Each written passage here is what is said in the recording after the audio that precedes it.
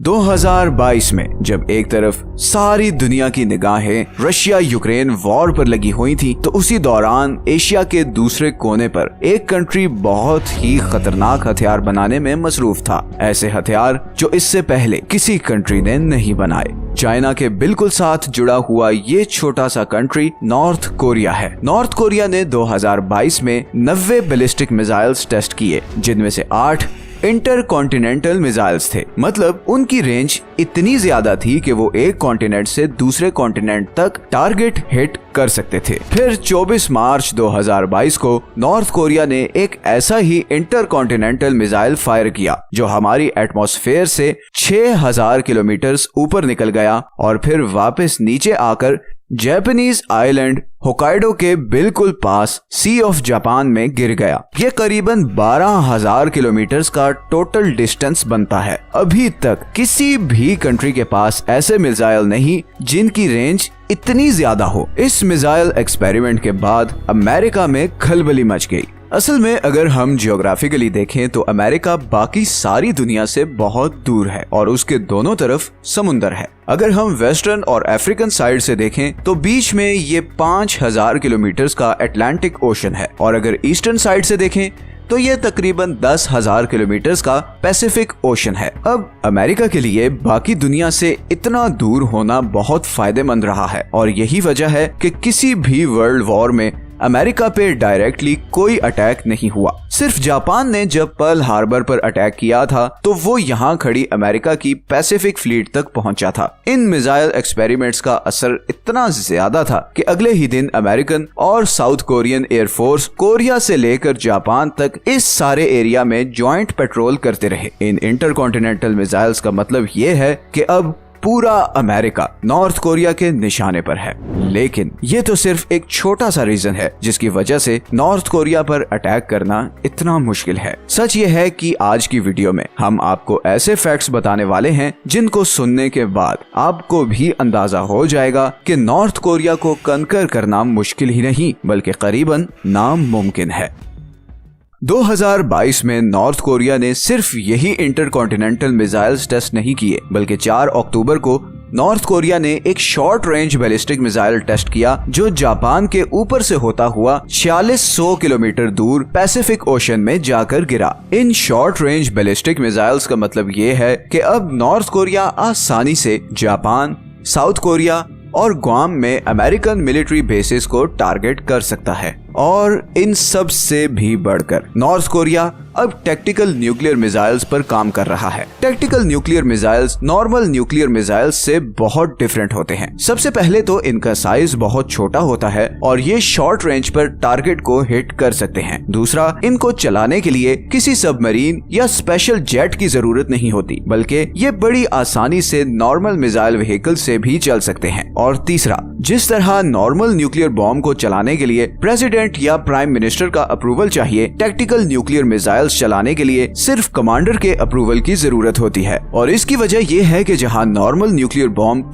पूरे शहर तबाह कर सकते हैं, वहीं टैक्टिकल न्यूक्लियर वेपन्स सिर्फ किसी स्पेसिफिक चीज को टारगेट करने के लिए होते हैं, जैसे कि दुश्मन की बेस या फिर पूरी बटालियन को डिस्ट्रॉय करना हो। अब नॉर्थ कोरिया को अच्छी तरह पता है कि अगर उसकी साउथ कोरिया और अमेरिका से वॉर हो जाती है और वो अमेरिका पर इंटरकॉन्टिनेंटल न्यूक्लियर मिसाइल फायर करता है तो जवाब में अमेरिकन सबमरीन्स भी 3 से 4 न्यूक्लियर मिसाइल से पूरे नॉर्थ कोरिया को उड़ा कर रख देंगी और इस तरह किसी के भी हाथ कुछ नहीं आएगा। दूसरी तरफ अगर नॉर्थ कोरिया सिर्फ टैंक्स, तोपों और जेट्स के साथ वॉर लड़ता है तो अमेरिका लिटरली चंद हफ्तों में ये जंग जीत जाएगा, क्योंकि अमेरिका के करीबन 30,000 फौजी साउथ कोरिया में हैं, 50,000 फौजी जापान में हैं और 22,000 फौजी इधर ग्वाम में हैं और फिर इधर हवाई में अमेरिका की सबसे बड़ी बहरी जहाजों की बेस है जहां पर कम से कम 2000 मिलिट्री जेट्स हर वक्त तैयार खड़े होते हैं। तो नॉर्थ कोरिया को अच्छी तरह पता है कि न्यूक्लियर हथियार के बगैर तो वो अमेरिका से बिल्कुल भी नहीं लड़ सकता, मगर न्यूक्लियर मिसाइल के साथ फिर खतरा ये है कि अमेरिकन सबमरीन्स बदले में उसे भी टारगेट कर सकती हैं। इसीलिए नॉर्थ कोरिया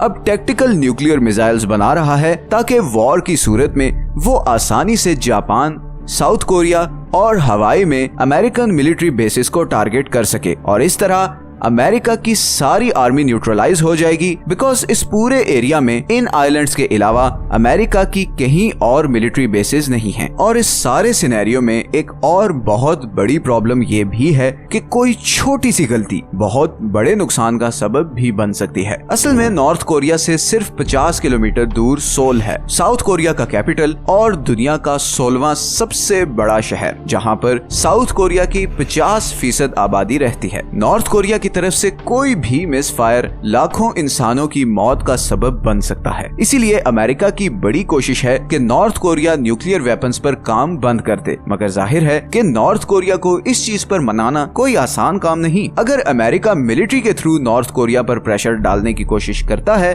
तो किसी को आइडिया नहीं कि नॉर्थ कोरिया किस तरह रिएक्ट करेगा, क्योंकि जिस तरह की Korean president Kim Jong Un की पर्सनैलिटी है, कोई पता नहीं कि अगर उसे ज्यादा उकसाया गया तो वो अमेरिका पर डायरेक्ट न्यूक्लियर मिसाइल दाग दे। तो अब अमेरिका के पास ऑप्शन ये बचती है कि वो नॉर्थ कोरिया पर मजीद इकोनॉमिक सैंक्शंस लगा दे, मगर ये ऑप्शन भी शायद कामयाब ना हो, और उसकी वजह है चाइना। चाइना नॉर्थ कोरिया का सबसे बड़ा ट्रेडिंग पार्टनर है। नॉर्थ कोरिया का 90% इंटरनेशनल ट्रेड चाइना के साथ होता है और इसी पैसे के थ्रू नॉर्थ कोरिया की सारी इकोनॉमी चल रही है। चाइना और नॉर्थ कोरिया ऑफिशियल अलाइज हैं और इन दोनों के दरमियान एक मिलिट्री डिफेंस ट्रीटी है, जिसके मुताबिक अगर इन दोनों में से किसी पे भी कोई और कंट्री अटैक करता है तो दोनों मिलकर एक दूसरे को डिफेंड करेंगे। अब सवाल ये पैदा होता है कि जिस नॉर्थ कोरिया को सारी दुनिया ने कट ऑफ किया हुआ है, उसके साथ चाइना की इतनी दोस्ती क्यों है? इस सवाल का जवाब है चाइना की जोग्राफियाई कॉम्प्लिकेशंस। जैसा कि हम पहले भी कई वीडियोस में बता चुके हैं कि चाइना के पास पूरी दुनिया से कनेक्ट करने का यही एक रूट है, लेकिन इस सारे रूट में छोटे छोटे आइलैंड्स हैं, जैसे कि Taiwan, Japan, south Korea, Ryoko islands और फिलीपींस। ये सारे आइलैंड्स अमेरिका के दोस्त हैं और उसके एक इशारे पे चाइना के ये ट्रेड रूट्स ब्लॉक कर सकते हैं। अब चाइना के सबसे बड़े दुश्मन अमेरिका की एशिया में सबसे बड़ी मिलिट्री बेस साउथ कोरिया में है, जहां पर करीबन 30,000 अमेरिकन फौजी होते हैं, और इसीलिए चाइना के लिए नॉर्थ कोरिया उसके और अमेरिकन फौजियों के दरमियान एक बफर स्टेट है। इसीलिए चाइना हर सूरत नॉर्थ कोरिया के साथ बनाकर रखना चाहता है, क्योंकि अगर लेट्स से अमेरिका और साउथ कोरिया मिलकर नॉर्थ कोरिया पर अटैक करके उस पर कब्जा करते हैं तो चाइना बिल्कुल अकेला हो जाएगा, क्योंकि इस तरह चाइना के आसपास सारे अमेरिकन इन्फ्लुएंस्ड आइलैंड्स होंगे और चाइना का सर्वाइवल अच्छा खासा खतरे में पड़ जाएगा। इसी तरह चाइना के लिए एक और मुश्किल ये भी है कि अगर नॉर्थ कोरिया ये वॉर हारता है तो उसे एक रेफ्यूजी क्राइसिस का सामना करना पड़ेगा, क्योंकि लाखों कोरियंस बॉर्डर क्रॉस करके चाइना आ जाएंगे और जाहिर है ये चाइना की इकोनॉमी पर बहुत बड़ा बोझ होंगे। और यही वजह है कि नॉर्थ कोरिया फिलहाल चाइना की मजबूरी है। तो अभी तक दो ऐसी चीजें हैं जो नॉर्थ कोरिया को अनडिफीटेबल बना रही हैं। एक है उसकी जबरदस्त मिसाइल टेक्नोलॉजी और दूसरा है चाइना का साथ। तीसरी एक और चीज जो नॉर्थ कोरिया को साउथ कोरिया के मुकाबले में और ज्यादा मजबूत बनाने वाली है, वो है उसकी बढ़ती हुई पॉपुलेशन। अब अगर हम साउथ कोरिया की करंट पॉपुलेशन देखें तो वो नॉर्थ कोरिया से ऑलमोस्ट डबल है, मगर फ्यूचर में ये गैप कम होने वाला है और उसकी वजह है साउथ कोरिया का low birth rate. South Korea में बर्थ रेट है 1.1, जबकि नॉर्थ कोरिया में बर्थ रेट है ऑलमोस्ट 2, मतलब साउथ कोरिया से डबल। अब आप ये पॉपुलेशन पिरामिड देखें, जिसमें नॉर्थ कोरिया लेफ्ट पर है और साउथ कोरिया राइट साइड पर। इसमें क्लियरली दिख रहा है कि गो के साउथ कोरिया की टोटल पॉपुलेशन नॉर्थ कोरिया से ज्यादा है, मगर दोनों कंट्रीज की यंग पॉपुलेशन ऑलमोस्ट सेम है। इसका साफ मतलब ये है कि डबल बर्थ रेट के साथ नॉर्थ कोरिया अगले 20 से 30 सालों में आबादी में साउथ कोरिया के बराबर आ जाएगा, और इसका मतलब होगा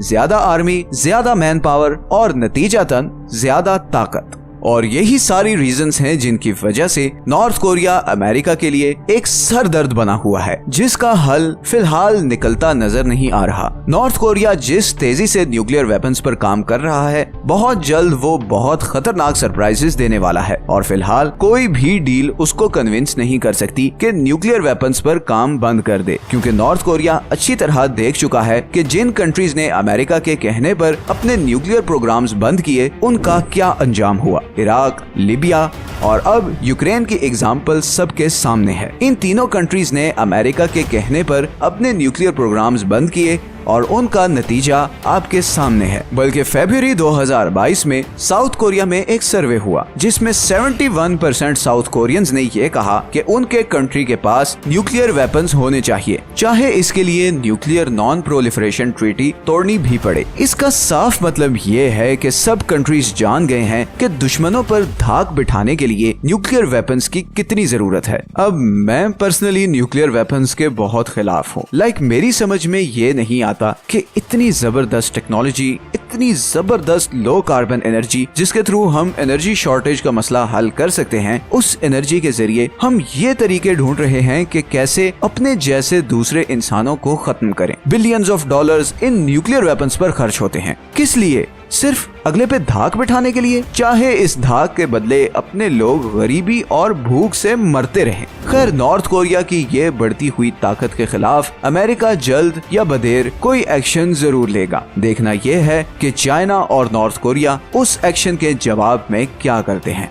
अगर आपको आज की वीडियो पसंद आई है तो उसे लाइक और चैनल को सब्सक्राइब जरूर कर दें। ये हैं वो सारे सोर्सेज जहां से हमने इस वीडियो के लिए कंसल्ट किया है। अगर आपकी कोई सजेशंस हैं तो नीचे कमेंट्स में हमें जरूर बताएं। मिलते हैं नेक्स्ट वीडियो में। अल्लाह हाफिज।